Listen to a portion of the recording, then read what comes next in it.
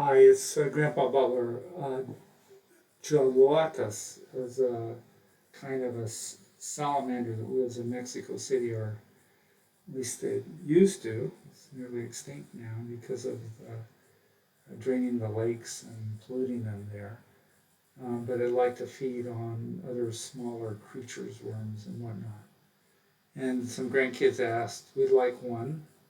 They're different colors, and we'd like one that's kind of yellow and different shades of yellow, maybe a little bit of pinkish in it. So what I've done is I've sketched out in pencil and then resketched it and resketched it, and now I put it in some ink here. And what we're going to do now is we're going to color it with the ochre and the yellow and the pink here on the fish. On top of it, we're going to put some blue in for background, but also some green for plants above it, and then for rocks behind it and below it, we're going to use crimson and English red and kind of moss green for nondescript vegetative stuff, to use a technical term. Okay, so let's start. So let's start with our, as we usually do with our here, and we'll put on the upper side of him, we'll put here, he's got this kind of long, thin, beautiful kind of finny tail here that's out there, and on top we'll go like that. So notice the crayons, I'm using them like a pencil in the same way, because I do like to leave some pigment behind from the crayon, so as part of the artwork, I think it adds a kind of realism here. So now we're going to do the darker ochre underneath yellows here, give him some dimension, especially under his leg here and here. And maybe we'll follow these kinds of interesting curving lines here that form his body down there and around. So again, I'm moving the crayons very deliberately in the direction to also stroke my watercolor brush in a moment to activate these colors. Okay, so now we got these sticky out things here. Apparently these salamanders live in water their whole lives and are interesting creatures, and I hope they haven't become extinct or won't. We can be kinder to the earth than we have been. So we're going to get out our pencil here, and I think what we need to do is, the pink is kind of a delicate color, so we'll touch that up before we go to the rest here, and then we'll work here, kind of stroking, not trying to get rid of all the pigment there, but leave some of it in there as an indication of, well, life, right? Of slight, subtle changes in texture here and there of things that we see, including ourselves in the mirror every day.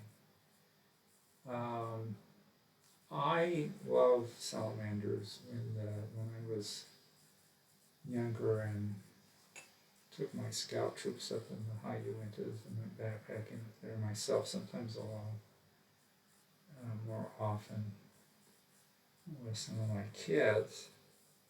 We'd go to ponds where there would be salamanders, and we would watch, and they were the most interesting and curious of creatures here. I loved the sort of state where sort of started in the water and then come to land. And apparently this kind of salamander doesn't do that. So I'm going to have just the water here, and I'll pretend that where I'm not drawing, there are things like plants. Yeah, can you see that plant there? What, Grandpa? Okay, yeah, a little bit of it's my neuropathy. psychopathy. But I'm also trying to get in some plants, and I'll do some plants here, and just odd bits here. So in between here, I really should have done this before I started this video, but so that you can see it doesn't take too much time to do this, I will do that right now. And between the leaves here, as I imagine them to be, in the lakes in Mexico City where this animal dwells, or where at least it used to dwell. Okay. And now we'll touch that up. So it may be useful to, when we go around our rocks and stuff here. I'm not going to worry, and if I probably should, right? For things like water and sky, worry about dissolving more of the pigment in the watercolor crayons than I do. But yeah, it's fine. We're doing this to have fun, to express ourselves with colorful things that represent the things around us in the world. So it's upside down so I can work on around the details of the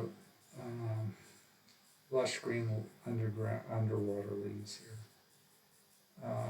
I find generally working and dissolving the lighter colored things is often a good strategy, and then going to the darker colored things after that.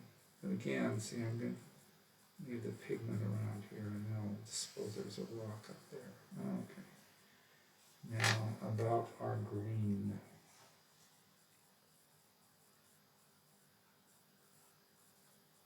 There's a little bit of water wetness still on the outside here, so when it interacts with our water soluble crayons, it will sometimes do wonderful, interesting things which we're not actually asking it, hoping it won't do during this short video representation of our drawing of this little animal. And there we have one of the greens, but life tends to have subtle textures, so we're going to put some light greens in here too, and pretend that we knew what we were doing. So we'll go around the edges and sometimes through the middles, sometimes pressing down harder, sometimes lighter, all in the hopes of giving it some kind of life, but not distracting life. So we dip a brush again, and we activate our colors, and again we leave some pigment behind because we like what that does, and it does some fun things when we put water on it. These water-soluble crayons are very portable, so if I ever went on a cruise with my girlfriend and wife, girlfriend of 50 years and wife of 49 years, this is definitely what I would take.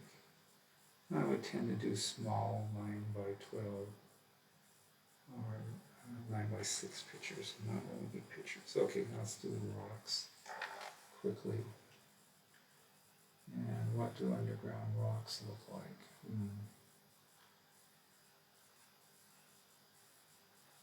I think I got out a darker ochre color to use here for the rocks. And I don't know what I meant to do there, but we're going to do rocks now. And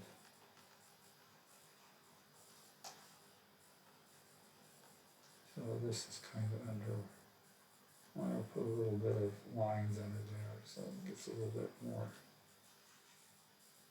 support in the universe. Okay. So this is our darker ochre here. I'm going to put in here pretend that the rocks where this salamander, type of salamander lives are sort of this crimson and ochre color that we're using here. I think they usually are decent for most rocks, but of course it also depends on the water, quality of the water too. So here's just some green going in here, so maybe that represents the river floor, and over here, and in here. Okay, so let's work from top to bottom, unless we feel like we're going to have fun doing something else, which we may feel like that. We can never be sure. This is all just to have fun.